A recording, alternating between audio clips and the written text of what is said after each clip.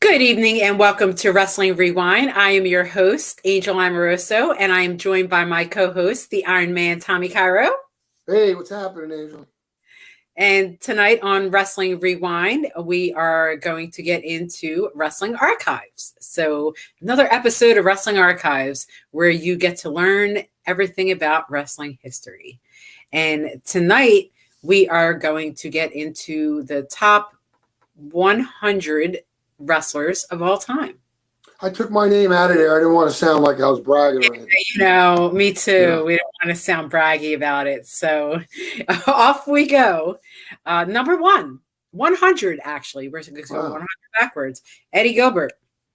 So I've said this before. Eddie Gilbert set the tone for smaller wrestlers today. He may not have been as creative as Rey Mysterio or Chris Benoit, but he was crafty enough to carve out a great career before his death. And of course, Missy Hyatt wasn't a bad distraction either.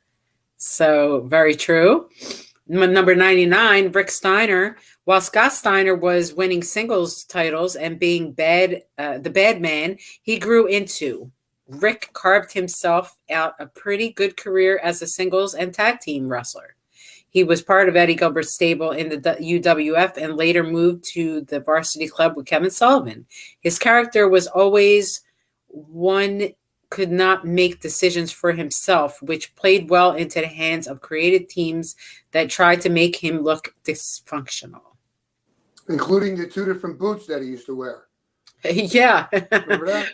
Always cute, right? Yeah. And then we have Gino Hernandez, number 98, a very popular wrestler in Texas who garnered many regional titles in WCCW and the San Antonio promotions. Hernandez loved the nightlife and loved the boogie, obviously, and the wrestling lifestyle. He and Chris Adams were a good young tag team that feuded with the Von Erichs during the early 1980s. And then we have number 97, Ricky Morton. I personally believe he could have been a world champion. A great personality as a member of the Rock and Roll Express, Ricky Morton was the lead in his tag team with Robert Gibson. He feuded for a bit with Ric Flair and proved that he could be equally adept at singles matches. He stuck with the NWA tag team scene and won the NWA World Tag Team titles 4 times. So, and then we have Lex Luger, a big muscle-bound freak who was a good wrestler and a member of the Horsemen, but he could not draw as a champion. He spent time in the NWA, WCW, and the WWF. Luger was a body with power and not much else. I don't know. I don't think I agree with that. I don't know. I was a fan of his, even though I knew he wasn't. Well, listen, he came through Hiro Matsuda, so I don't think he could have been too bad. Yeah, I mean, if you could work in Japan, yeah, right? I mean, you're trained by a guy that broke Hogan's arm or leg or whatever. They're not going to let you go out there with saying you were trained by then if you weren't halfway decent. I just think it's the way they used them. Right. These are not opinions coming from me, by the way. These are taken from reports that have been collected by polls and votes and all that stuff. So this is not me saying this. Oh, I know. This is from other sources. So moving on, we get to number 95, Abdullah the Butcher. Blood and gore were his specialty. Abby was one of the most feared men in the business and one of the all-time heels. He was an international star who made his money beating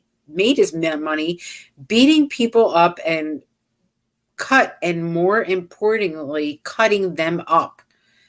The ring was his playground, but honestly, the outside of the ring was his backyard. Abdullah the Butcher. And number 94, Owen Hart. I did not want to leave him off this list. Owen Hart could have been a world champion in any wrestling promotion. He also would have been better than brother Bret Hart if he had been able to live up to his full potential. He probably could have been one of the greatest of all time. Yeah.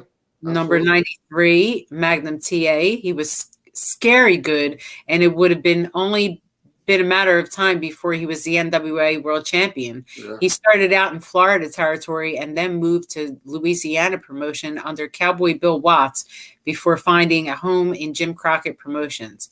Terry Allen was a great mat wrestler who could also brawl if he needed to. He feuded with the likes of Wahoo McDaniel, Nikita Koloff, and Tully Blanchard in epic feuds that helped him define the course of the NWA in the early 80s. Yeah, he had that accident, and that was it. Yeah, it was great. It was really a tragedy when he got into that car accident because he was really at the top of his game at the time. And it was like, wow, like what a blow. Yeah, they already had him, groomed to be NWA World Champion. So it's a shame. Yeah. I remember being a fan at the time and finding out that he got into a car accident because he was actually supposed to perform at the Philadelphia Civic Center the evening of.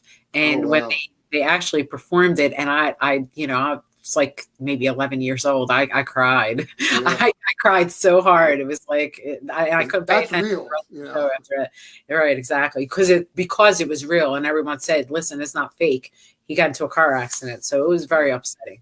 Number 92, Ken Patera, former Intercontinental Champion in the WWF. He started working in the AWA and made his way to compete in the Vince McMahon Senior Run promotion.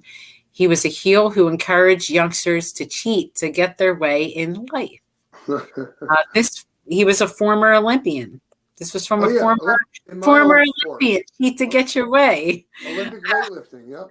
Number 91, Kevin Von Erich. David Von Erich was supposed to win the NWA World title, but passed away. Kerry Von Erich won the NWA World Heavyweight title, but it was not his time. Kevin Von Erich was the oldest and maybe the most skilled of all of them. The Barefoot Boy from Denton, Texas, won the American Heavyweight title and feuded with the likes of the Freebirds, Jimmy Garvin, and Gino Hernandez. His only surviving member of the family was he is the only surviving Von Erich. So, okay. Number 90, Dean Malenko, the son of famous Boris Malenko. Dean Malenko was one of the greatest mat wrestlers to put on a pair of tights. Malenko could beat you in many ways, and all of them meant you were handled by a pure wrestling professional. Towards the end of his career, he joined the famed Four Horsemen and will always be known for being a cruiserweight great in WCW. Next, we have number 89, Jimmy Snuka. He was one of the first wrestlers to take to the air. He was a mainstay in the rock and wrestling era in the WWF and feuded with the likes of Roddy Piper.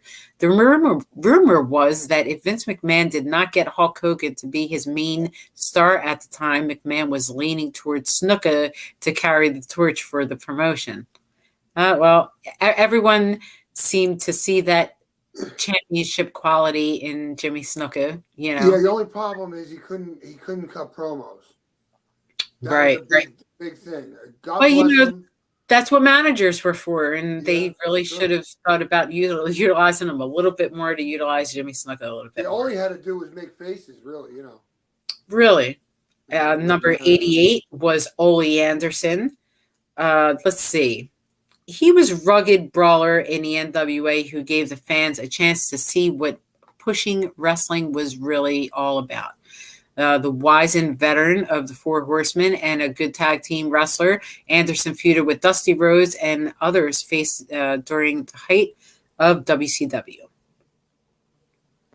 And we got number 87, Ray the Crippler Stevens. He was a partner and advisory of Nick Bockwinkel in the AWA and was a tag team partner of Pat Patterson in the WWF, punishing wrestler who spent time in the Mid-Atlantic region as well as feuding with the greats in the early 1980s. He used the bombs away, a knee drop off the top rope. And then we got Batista. I have him here for several reasons. He was a good performer, but he was stiff. He was a Goldberg clone. He was not great on the mic, but he was a powerful wrestler, and his feud with Triple H and The Undertaker were dynamic. I don't know. I didn't see any of that. So. Either. Can't really judge on it. Number 85, Scott Steiner. He is now a pile of muscles and little else. When Scott Steiner was in his prime, he was an amazing tag team partner, wrestler, and a great burst of power and speed. He became too big, too stiff, and too juiced. He cannot speak on the mic, and he is very limited now. I remember seeing Scott Steiner when he debuted in USWA, Memphis territory, in like 1988. Yeah. And Lance Russell, I quote Lance Russell, said he had the personality of a door. Yeah. So, how he still can't work on a mic, but I mean, how he evolved into the personality that he even became was amazing from what you first saw him as. Papa Pump when he first, that was great. I mean, and it was a shoot for him because he was nasty. So he was just being himself. Yeah, not a nice person at all. So next we have number 84, Playboy Buddy Rose. He was an 8-time champion in the Portland area under Don Owens' promotion. He feuded with Roddy Piper and Jay Youngblood, and he was also a former AWA Tag Team Champion with Doug Summers. Number 80. He was another one of those big round guys that, could still like just get around really well. Right. You didn't think he could move the way he was because a little portly, but he got his way around. Yeah. Number 83, Ox Baker. Baker was one of the meanest men in wrestling. His heart punch appeared to be lethal and was said to be responsible, confirmed or not, of possibly leading to 2 deaths in wrestling. Just look alone was enough to scare anyone. The man had like the curliest eyebrows that, some people are born with those eyebrows. It's odd. They just freaking either that or you never trim them. But here's a guy who, he told me, now, sweetest guy. I don't think he could swat a fly. And he would wear nail polish on his toes, red. And he told me that was like for his wife, like to stay, to not cheat. I don't know, whatever. But that's what he told me. I don't know if it was true or not. What a way to deter someone. Yeah. Now, these days, it wouldn't matter. They expect you to have to nail polish. Exactly. Number 82 is Mike Rotunda. He was a great singles competitor out of Syracuse who made a name for himself in the NWA before going to the WWF and assumed his name IRS. He was also a great tag team with Barry Windham, and he joined the Varsity Club and Kevin Sullivan's Brood in WCW. That was probably, I think, his best run. I think he was better with Kevin Sullivan's group than the IRS thing. The IRS thing, they both fit him equally in character. I think he had the character for both of them, but I liked them a little better with Kevin Sullivan. Yeah, the Varsity Club was cool. Absolutely.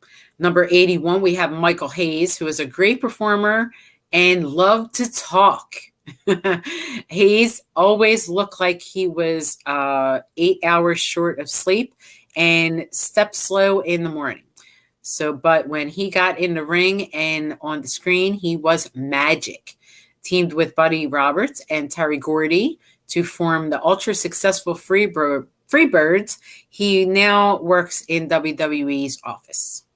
Wait, he wears the weirdest clothes. You ever see what he wears? Absolutely. Hey, the guy is styling. A lot of Caucasian men couldn't pull that look off like Michael Hayes. So bravo, Michael Hayes, on your fashion sense, buddy. And in number 80, we have Goldberg. This will piss people off, but yes, the streak was impressive, and he was a powerful guy who ran through opponents. But he was stiff and ornery and hard to work with, from what people said. And after his 15 minutes of fame, he left the business, and there is talk of him eventually returning. But since he's on that show, The Goldbergs, all the time, as Goldberg, why would he even want to bother? Exactly.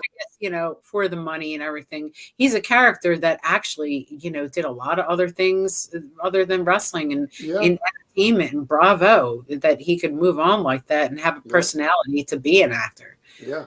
Charisma carries you a long way. It sure does. Number 79, we got Pat Patterson. He was a WWF first time ever Intercontinental Champion, disputably.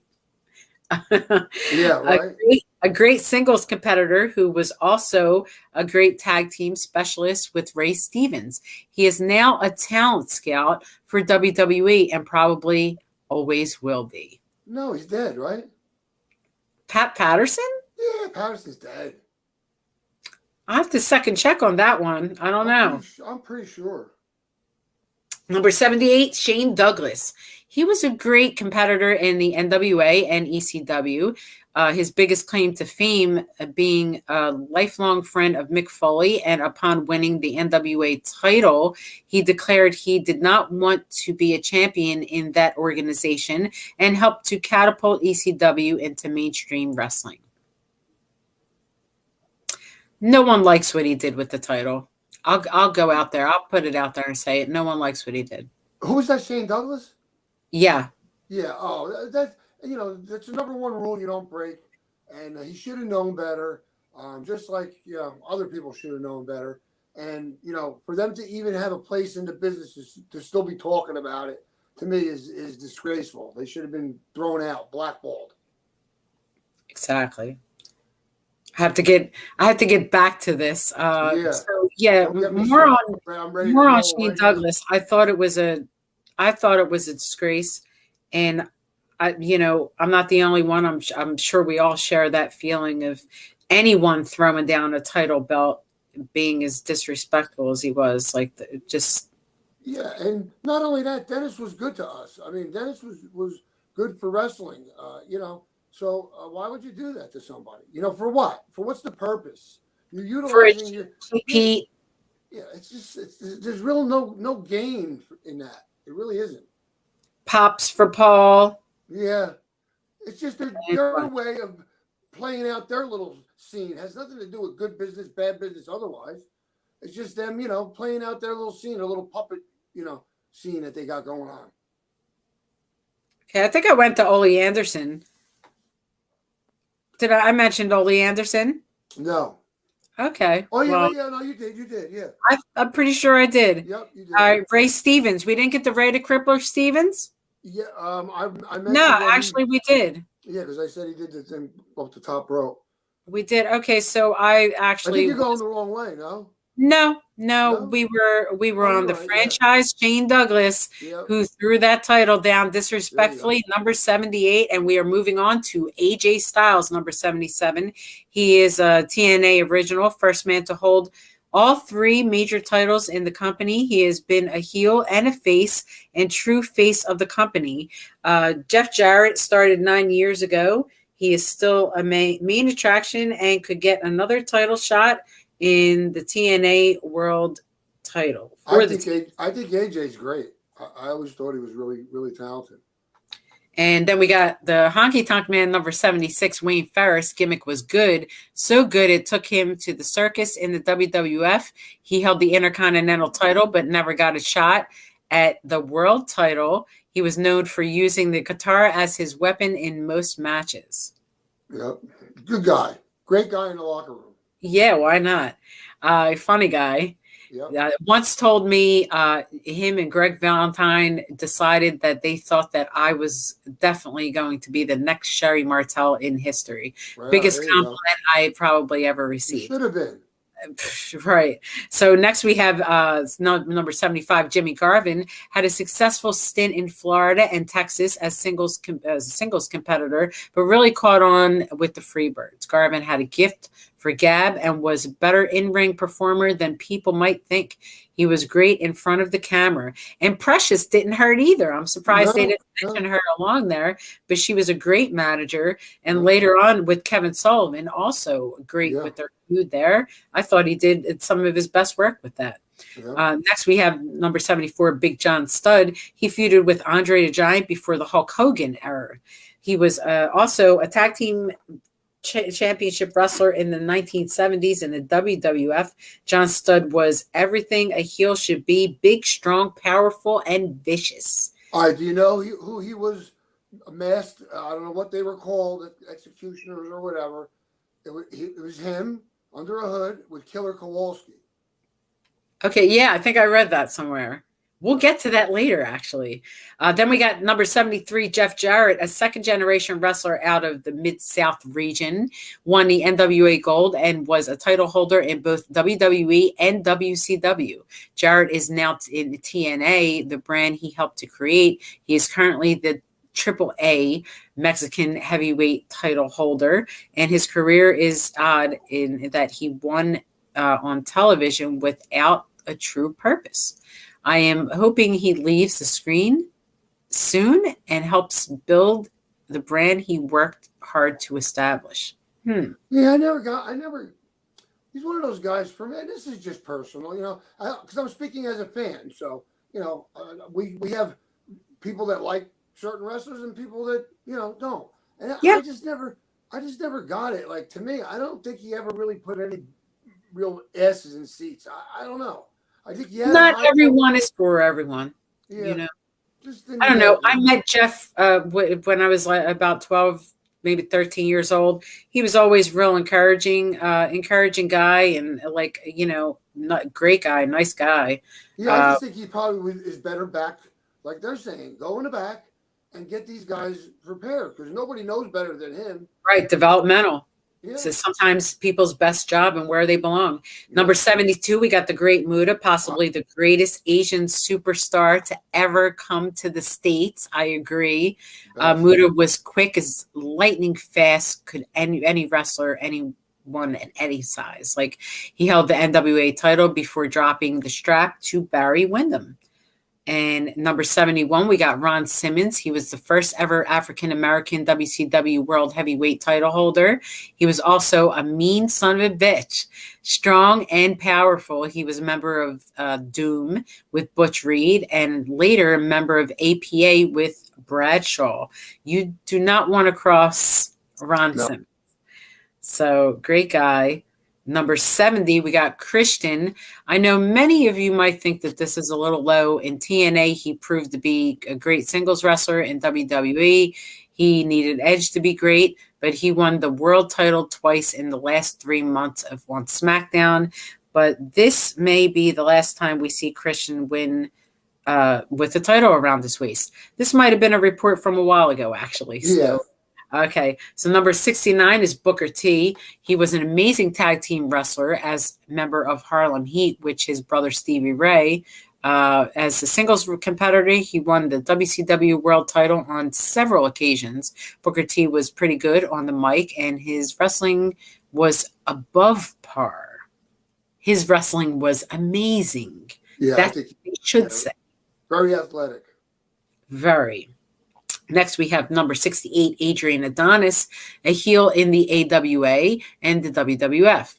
He had a success as a singles wrestler, but was best known for his tag team work in the AWA with Jesse Ventura in the East-West Connection.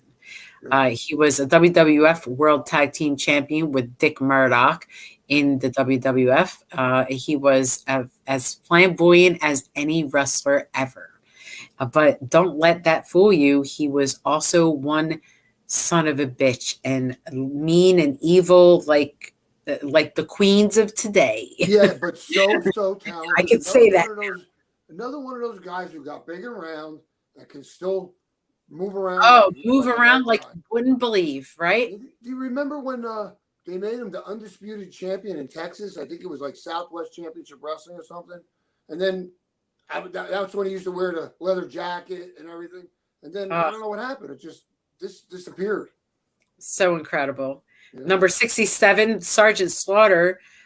He was a heel in the NWA Jim Crockett outfit. One tough guy who held the Mid-Atlantic heavyweight title, known for his Cobra clutch hold and his patriotism. He took his act to the WWF and became an instant success. Now works for WWE behind the scenes. Good guy. Never heard a bad word about Sergeant Slaughter. No, I remember hearing when I first started working that he was getting $1,500 on an indie show. I was like, what? I thought that was so much money, But maybe well worth it. Yeah. And then number 66, we have the Big Show. Paul Wright was a former basketball star in college who loved pro wrestling. He was billed as the son of Andre the Giant because of his massive size and look. Won the WCW World title and joined the NWO before moving over to the WWE, where he has won singles and tag team gold. Still a menace in the ring for someone of his size. Yeah, unlike Andre, who got to the point where he couldn't move, Big Show looks like he can still move, and he tries to keep himself in shape. So that's a plus.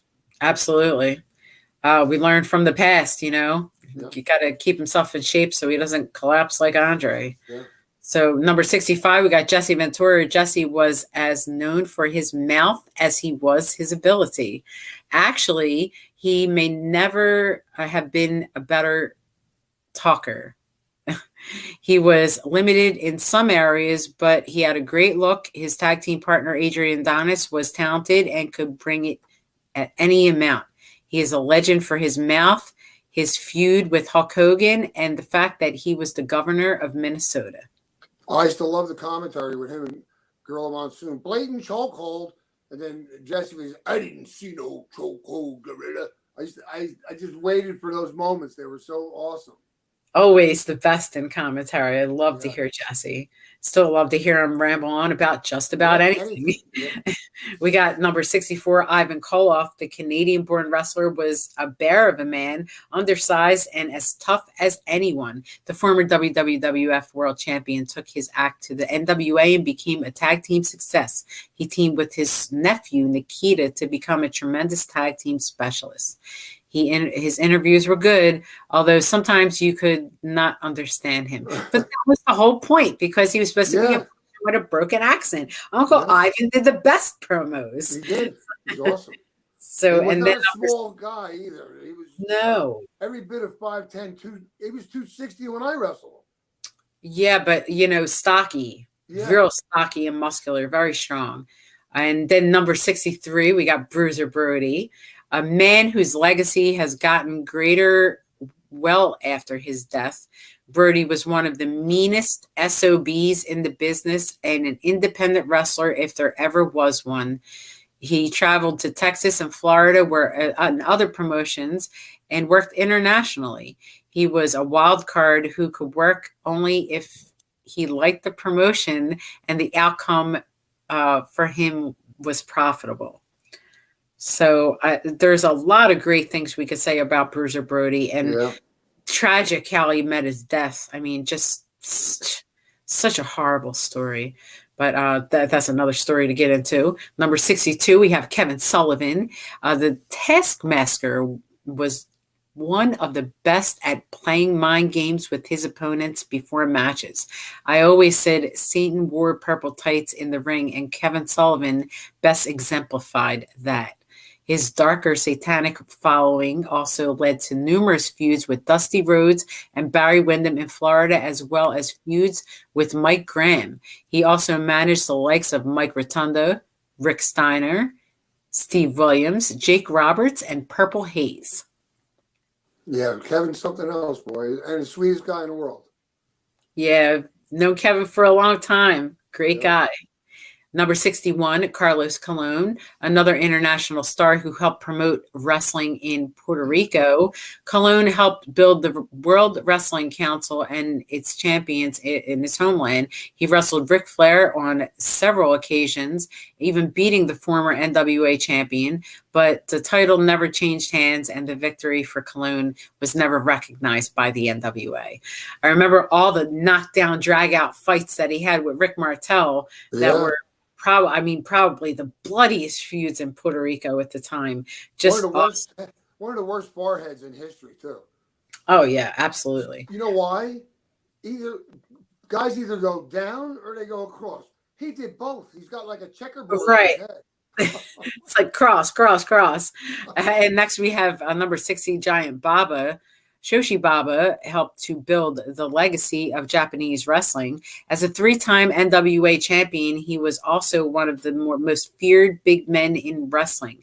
Baba, 6'10", had a drop kick that was lethal, and he was a barefoot wonder who moved with great speed for his size. Another, not fat guy, but big guy who you would think, oh, he's so tall that it's going to hinder him. And it didn't affect them one bit. No. Probably actually made him more impressive and better at, as a visual.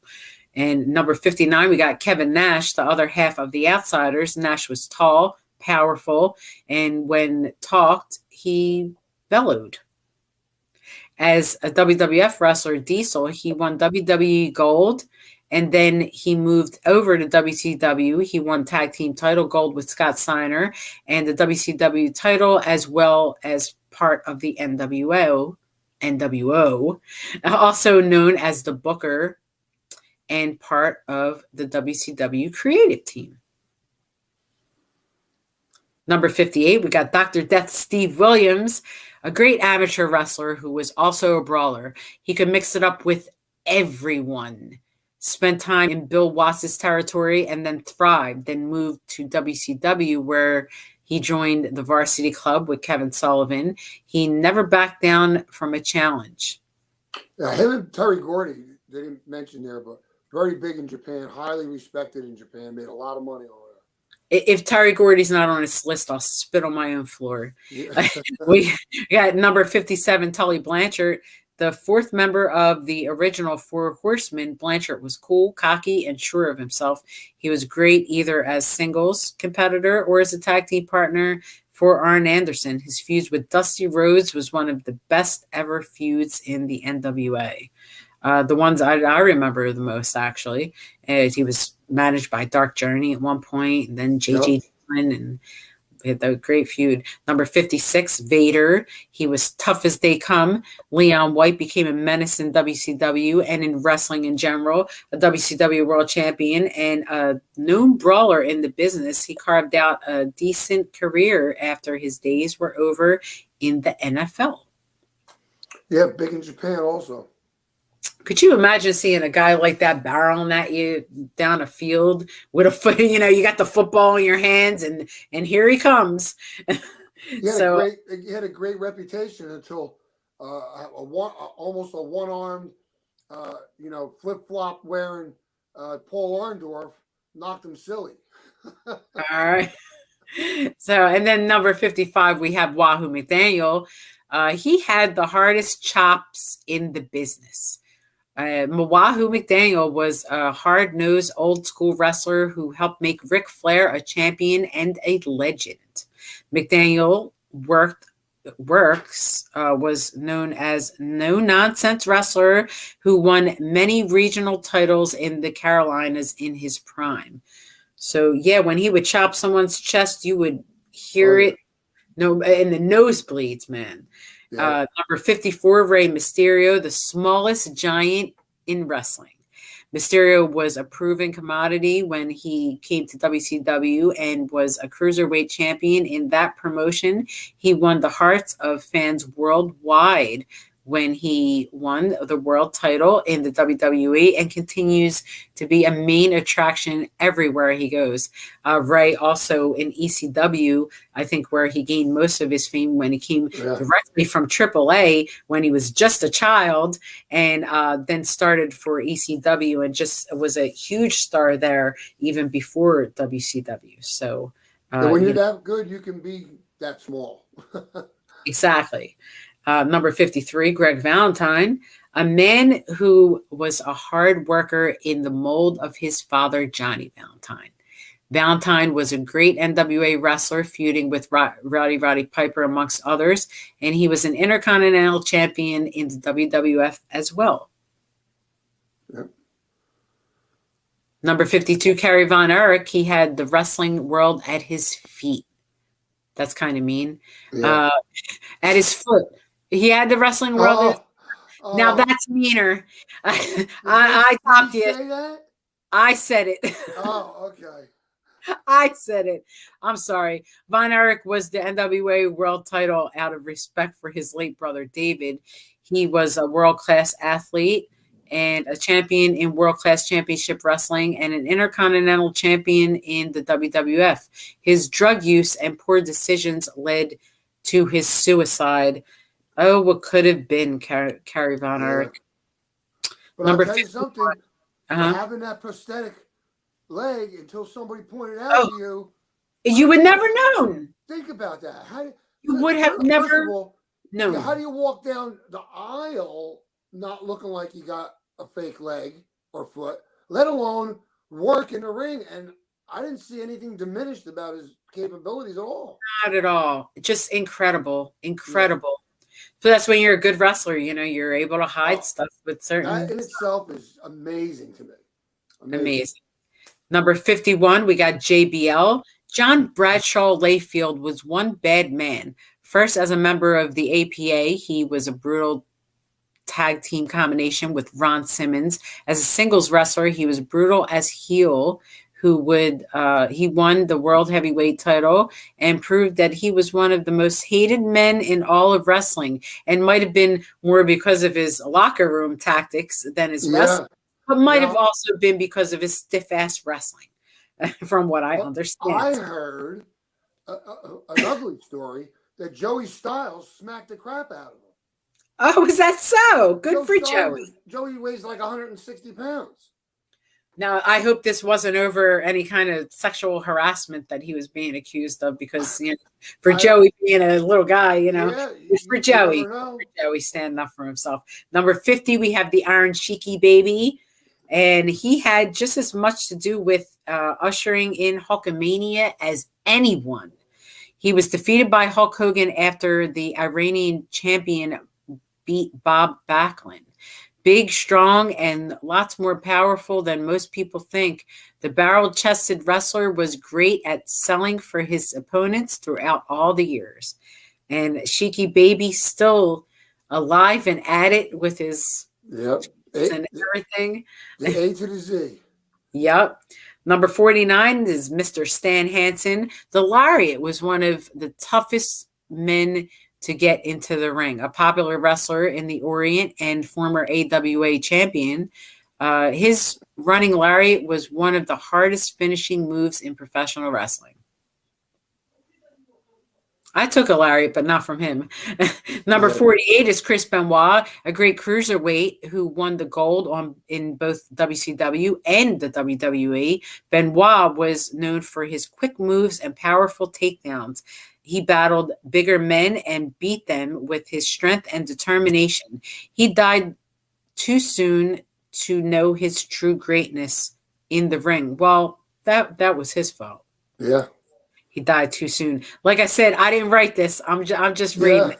So some of these opinions, they're not mine. I'm just spouting them out. Number 47 is Pedro Morales. He was one of the best in the WWF, a former Triple Crown winner and tag team specialist. He also captured the WWF world title. He was crowned favorite in his era when he and Bruno Sammartino reigned supreme in the wrestling promotion. Yeah, as a matter of fact, he had a lot of sellouts. Back to back, right after Bruno, people wouldn't maybe expect it, but he had as loyal Hispanic and mixed Italian following as Bruno had Italian. So, the Hispanics and Italians were all living together. Right. Yeah, so that string of sellouts continued. Pedro had quite a few of them. They don't say how many, but I remember reading it somewhere. It's not often stated, but yeah, he was right up there. And then we got number 46, Randy Orton. The third generation star is getting better. He is learning to sell more for his opponents. He is learning to be better on the mic, and he will be a world champion again. This obviously was some time ago. Number 45, Kane, the other man from the underworld. He is such a great performer. Glenn Jacobs has become this character. A man who can stand on the top rope at his size and his speed and agility. And even in his 40s, he can still, hold the title. be a title contender. Yeah. But now I guess he won't since he's the mayor of what is it? Yeah. So he won't be doing that right now. However, number 44, we got Mick Foley. I'll be professional. Uh, hey, he parlayed different characters into world title holders. I am not a real fan because I think he is a cartoon character piece of shit who transformed himself into a wrestler, but his love for hardcore wrestling and his fan appeal made him great. As his ability on the mic helped him out, but he's still a piece of crap in my eyes. Yeah, absolutely. And I'm going to go out there and say you're a piece of shit. Number 40, 43, Eddie Guerrero. It's our show. We can say whatever we want. That's right.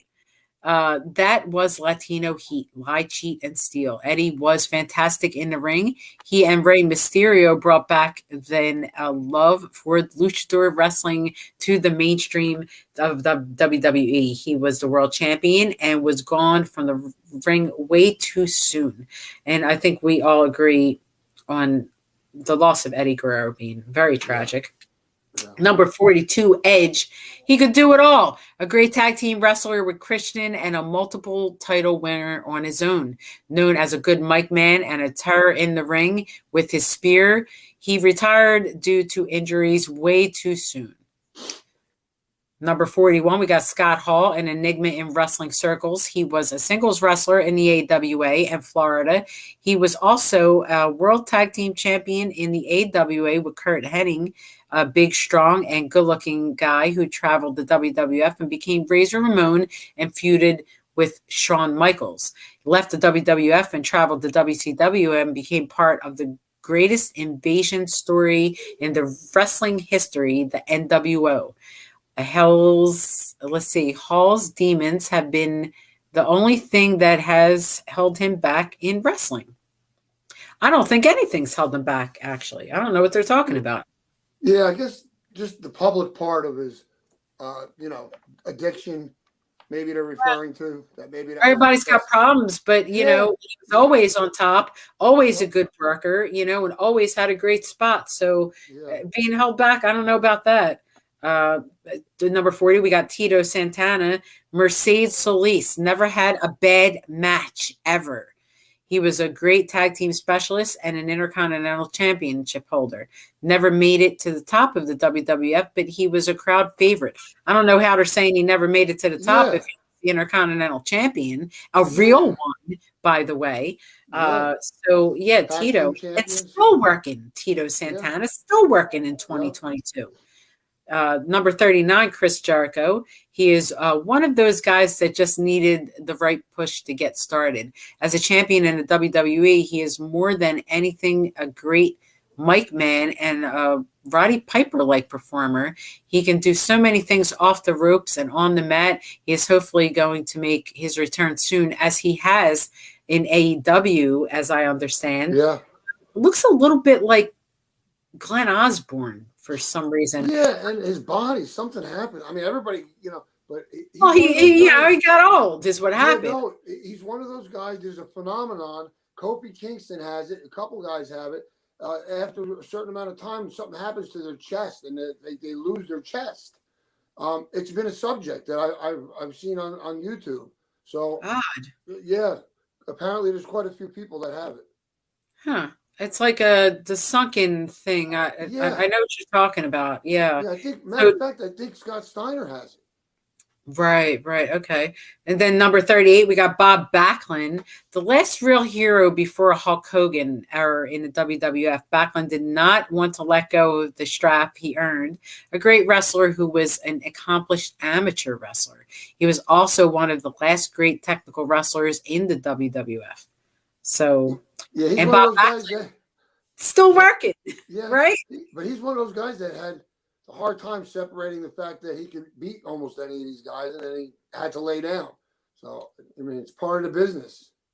Right. But great guy, great worker, and always stayed in great shape, great gimmick, still working. I saw him on a talk show not too long ago for something. I don't know. It was hysterical. Super intelligent also. Very smart. Oh, very smart. And then with number 37, we have Rick Martel, wrestled in the AWA, WWF, and WCW. A former AWA world champion. He was a good-looking, skilled, and could out-wrestle anyone. He was just that good, Rick Martel, as we talked about earlier in, the Puerto Rico was just the most hardcore friggin' brawler ever. Number 36, we got Rick Rude. He may have been the most underrated wrestler of all time. Rude was size, strength, great ethic, and the best body in the business. Men hated him. Women wanted to be him. And he was Kurt Hennig-like. That's what they said. I don't know. Number 35, Paul Orndorff. He is another one of those wrestlers who went to the WWF and was held back by the Hulk Hogan era. I disagree. He was a tremendous wrestler in the NWA and then in the WWF, and was a classic heel who fought Hulk Hogan and teamed with Roddy Piper in the first WrestleMania. I think he could have been a better WWF champion who could have carried the company. Probably. He was more believable, more intense, where Hogan had that more of a kind of goofy, promo. Just a bigger guy at the time, time, place. Number 34, we got superstar Billy Graham, the Pythons, the attitude, and all-around power. That is what Billy Graham was known for. A habitual steroid user. He was plagued after his ring days and spoke openly about how the drugs affected his body. It's trying to discourage people, which I thought was a great thing for him to do. Yeah. Number 33, we got Jerry Lawler. He could do just about anything and usually did, and usually still does. No one in Memphis was as popular as Lawler, except for maybe Elvis. As champion in the AWA and a regional title holder, Lawler helped to create CWF and the Southwest Territory with Tojo Yamamoto and Jerry Jarrett. He still wrestles from time to time on the indie circuit. His son Kevin Lawler runs a promotion, and still he works for WWE and local independent circuits. It's true. Number 32, Bruno Sammartino. He was a WWF and WWF during his 8-year reign as champion. The northern crowd identified with the working class persona of Sammartino, who won over the fans and feuded with the likes of Billy Graham, Ivan Koloff, and Big John Studd. One of your hero, right? One of your favorites, Bruno Sammartino. That's how I got involved. Then we have number 31, Larry Zbyszko, rough and rugged and always with a scowl on his face. I think that was just his face. Yeah. That is how you remembered Larry Zbyszko. He was a great protege of Bruno Sammartino, who eventually turned on his mentor, and he was also a great performer in the AWA and spent time in WCW as a wrestler and commentator, which was, pretty good at, his time and age. And number 30, we got Ted DiBiase. He was a great regional performer in the NWA and Louisiana Territory. He was an amazing performer in the WWF as the $1 Million Man. His legacy as a heel or face was, cemented by his character in the WWF as he feuded with Dusty Rhodes. When he came to WCW as the manager of the NWO, he became popular again. I don't think he was ever not popular. No, always on top. Number 29, Triple H. He rose to fame in WWE after being let go by WCW. Big mistake.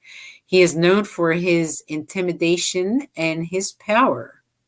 As a member of DX and Evolution, he was the leader, the standard, and one of the reasons the Attitude Era worked so well in WWE.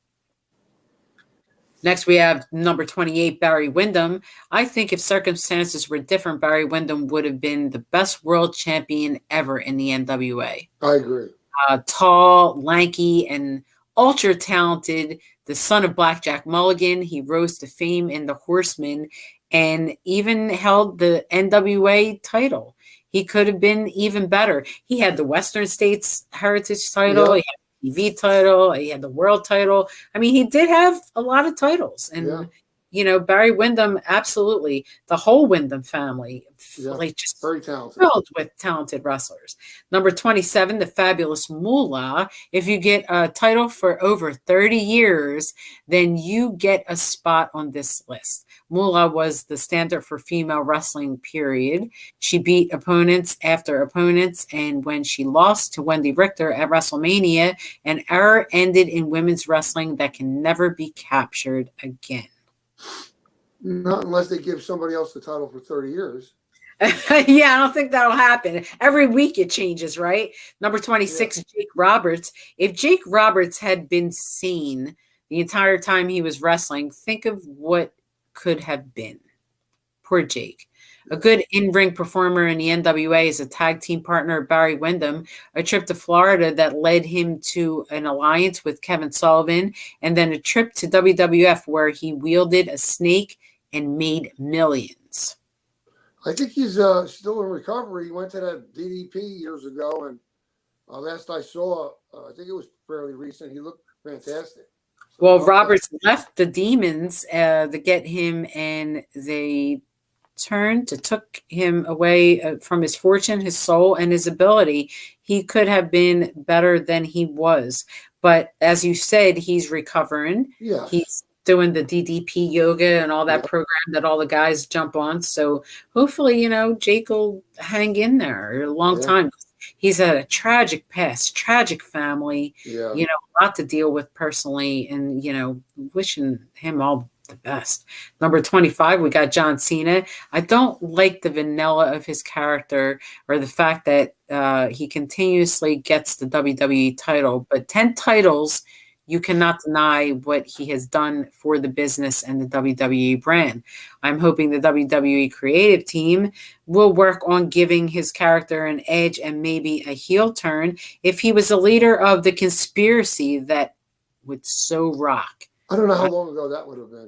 Yeah, I don't know. I don't know even know what the conspiracy is. Some of this stuff is pretty old, but, bear with us. Well, Number 24. I think the fact is we don't know about it because we really don't. It's Wrestling Rewind, so we're rewinding here. It can be from any time. Yeah. Number 24, Ricky Steamboat. He was a WCW World Champion. Steamboat was a great showman and consummate wrestler in the 1980s and 90s. As he pursued Intercontinental Champion with his feud with Randy Savage was one of the best ever. And his feud over the years with Ric Flair is one of the 10 best ever. Remember those 1 hour time matches that he used to have coming out with his wife and his child and the dragon on a leash, and just amazing stuff. You would never expect to see that kind of stuff, but him and Ric Flair really put it on. So number 23, Bret Hart, the best there is, the best there was, the best there ever will be. Hart was a great tactician. He was a Triple Crown winner in the WWF and one of the most famous favorite wrestlers of all time. Number 22, Steve Austin. The breaking of the glass is all you needed to hear. Brash and bold, he came to the ring with a purpose. He beat the hell out of his boss and made the fans follow him as an anti-hero. Excellent. Some have tried to replace him, but no one ever will replace Steve Austin. Let me just say that he was the best character that they had, and no one will ever beat Steve Austin. No, and Dr. D. David Schultz had that gimmick in the WWF, I don't know how many years ago. So he really took it to the next level. A little bit more uncontrolled, though, Yeah. And then we have number 21, Terry Funk, one of my favorites. He was a successful NWA champion, a heel, and loved man in the Orient. He feuded with Ric Flair, Giant Baba, Dusty Rhodes, and Jack Briscoe. And when that was not enough, Funk strengthened his legend as a hardcore wrestler, and he still wrestles from time to time. He was the ECW champion and very famous in Eastern Championship Wrestling and Extreme Championship Wrestling later on, and maybe not still active. We've heard a few stories about Terry Funk, and always sending him our prayers and best wishes. Number 20, we have Nick Bockwinkel. a great wrestler who was named Nemesis of Vern Gagne. He was also successful in WWF and was world champion in Greg Gagne's promotion. Bockwinkel once said he raises his arm everything he hears someone count to 3. He raises his arm instinctively every time he hears 3 count. As a wrestler, I think a lot of people do that. That's pretty good.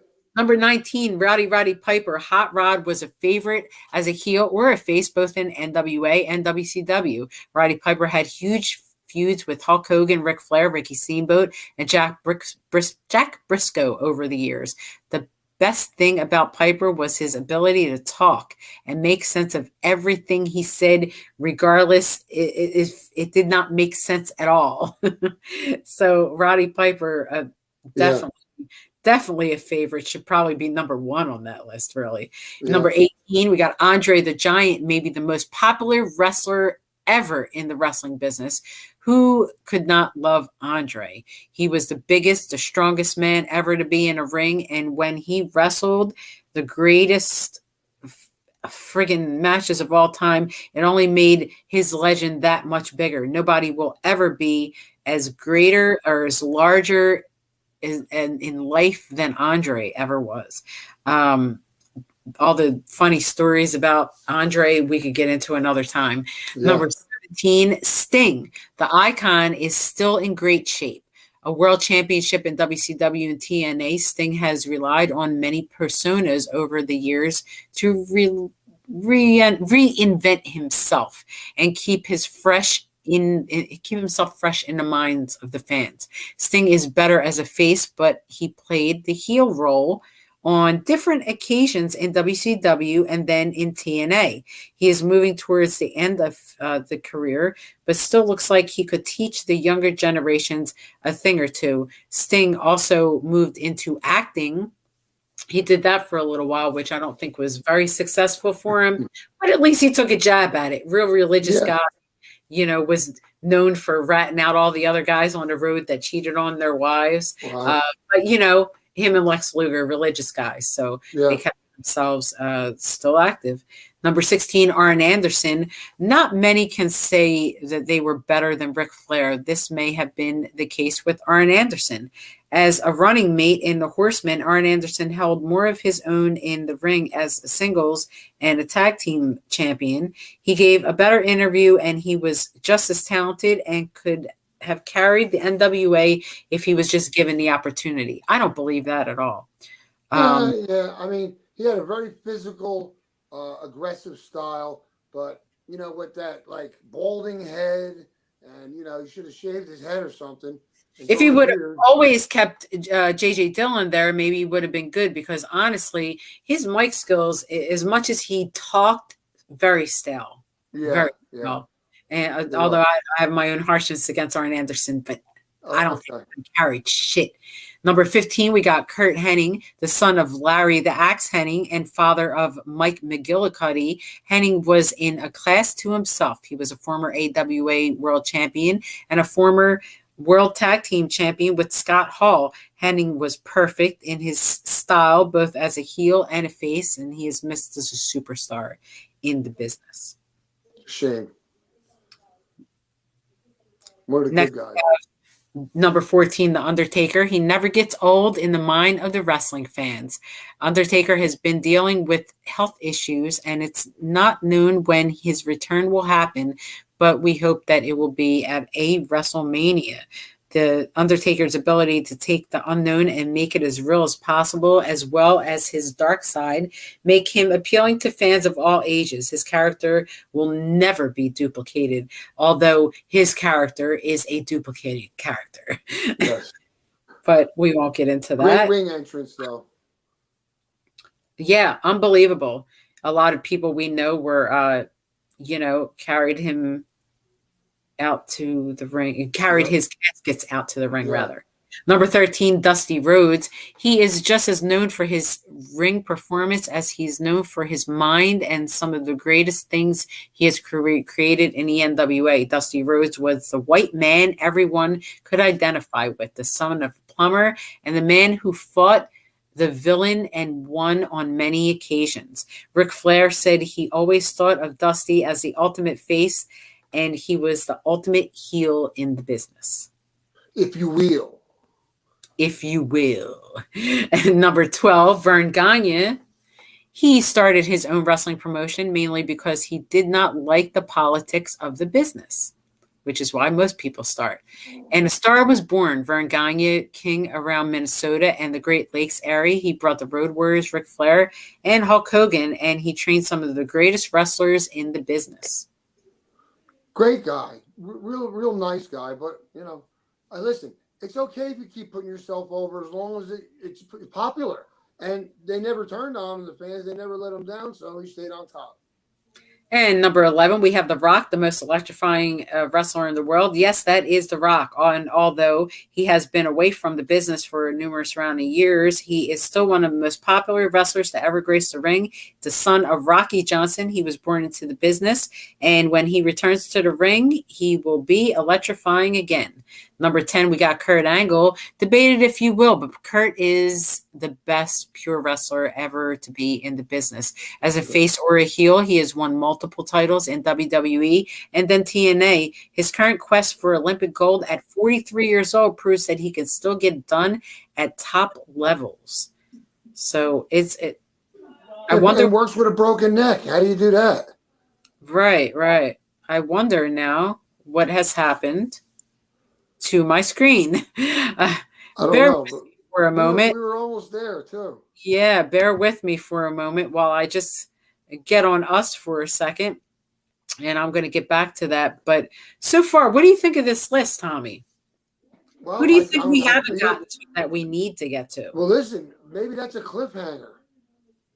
Start off. No, we still got a few more minutes, and I'm pretty sure that I would say that. I would hope that there's going to be some names coming up that I was expecting, but we're getting pretty close to the end here. Yeah, well, like you said, who knows who made the list? The guy could be psychotic. Exactly. Trying to get there, and we're getting there. I think that they covered maybe not enough of the Gotch error or the golden error, and errors that I would have really liked to have heard, who their best was back in those errors. And maybe we'll get to those another time because they're, the top 100, there's a lot. Yeah. And let's see, we were on 90 what? Not really sure. Did we get the Giant Baba? Yes, no, we did. We did, yeah. Yeah, Kevin Nash. Yes, okay. So this is what I'm going through right now. Just looking to get back in our spots. Sometimes this happens when you're filming and it's like, it's film time. But we like to get people informed in who the wrestlers were of the past and who's considered the top 100 and, just different facts about wrestling that you probably should know before watching it or maybe even getting into it as a wrestler or performer. That's for sure. Everyone should know these facts. So we did get to Eddie Guerrero and Edge. I'm going to take this back to the share screen in a moment so we can get to where we are. Let me get back to the share screen so that people could see what we're seeing here. We got the Rick Rude. Yeah. Paul Orndorff. And we're down to I think 12 or 13. Billy Graham. And getting there as quick as we can. Not all of us have the best connections.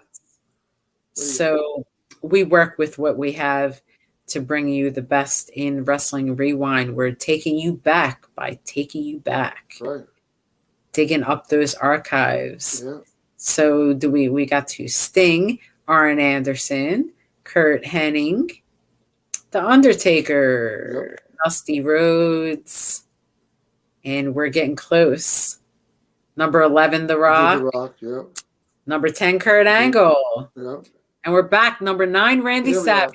Macho Man was as good on the mic as he was in the ring. The NWA star moved over to WWF and was instantly a success. His character, whether face or heel, was loved by fans and all ages. His love for Miss Elizabeth and subsequent marriage made everyone shed a tear. I don't know. I thought he was kind of abusive, to be honest. Yeah, I don't know how he was backstage. Well, they said for sure he used to lock her away somewhere in the in the building, so he must have been a little nutty. Right. Very protective. Number 8, we have Buddy Rogers. He was the original Nature Boy. Buddy Rogers was flamboyant in the fact that he played the role to perfection, even challenging the current Nature Boy, Ric Flair, over the title The Real Nature Boy. Number 7, we got Shawn Michaels. Maybe this is where more debate happens. Michaels could have been a great match with he could have had a great match with just about anyone. He was just as a flamboyant wrestler who won the WWF Triple Crown. He is also the man to make Ric Flair retire. Number 6, we got Lou Thesz. Here comes some guys. The man that set the tone for the NWA and its success. Not many people could say that. And they were better. They are better than Lou Thesz. No one could say they were better than Lou Thesz, probably. His Thesz press is duplicated over and over again by wrestlers, most notably Steve Austin. Quite an honor for the all-time great. Number 5, we got Dory Funk Jr. He is one of the first-time true mat men ever saw in person. Funk was a great tactician, and he held the NWA title and was the fan favorite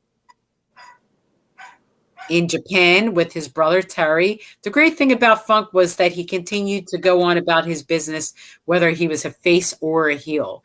Next, we have number 4, Jack Briscoe. He was a gentleman outside the ring as well as represented as a true champion of the NWA. There weren't many wrestlers with Briscoe's amateur credentials, and he feuded with the likes of Ric Flair, the Funks, Harley Race, and Roddy Piper in the 1970s and 1980s.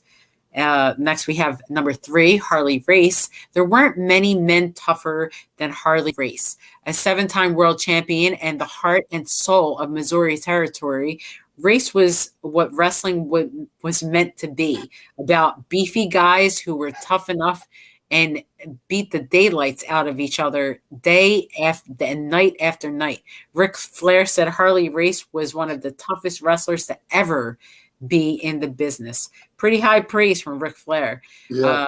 Number 2 was Hulk Hogan. He's the greatest performer the wrestling business has known, arguably. He is the champion and true legend. He took wrestling and made it the entertainment deal that it is today, and Vince McMahon owes much of his success to the success of the immortal one, Hulk Hogan.